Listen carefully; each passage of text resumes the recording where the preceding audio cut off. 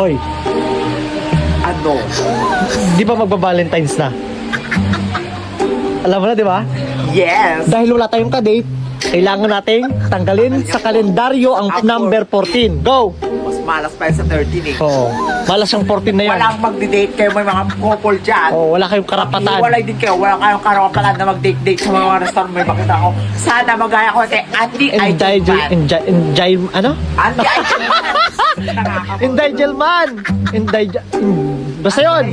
Aijelman pala. Diba? Tatanggalin ko na ko. Yan, tanggalin mo. Dandahan dandahan. Ayan, baka masira yung kwan. Yung 14 lang. Mga may couple dyan, I hope Yan- na maghiwalay kayo. Ang paghiwalay nyo, ganon kay Andy Aijelman. Oh, si Daniel nga at si Catherine naghiwalay 10 years, 11. Kayo pa kaya? Kayo pa kayong mga nakikipagmansamansari lang? Hindi kami papayag. Tanggalin ang 14. Walang magba-Valentine's, di ba?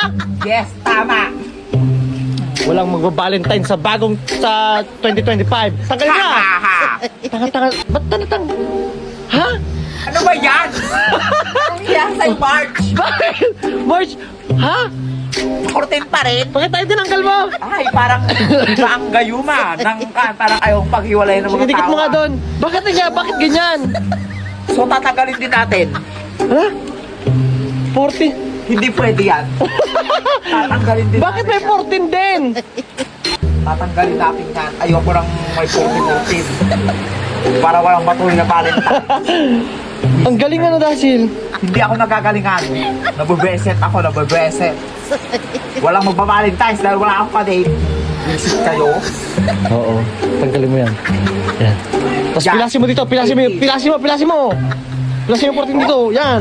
Dilukot ko rin. Walang magba-Valentine's mo. Wait. Walang Valentine's sa 14. Matutulog tayong lahat. Maghihiwalay kayong lahat. Tama.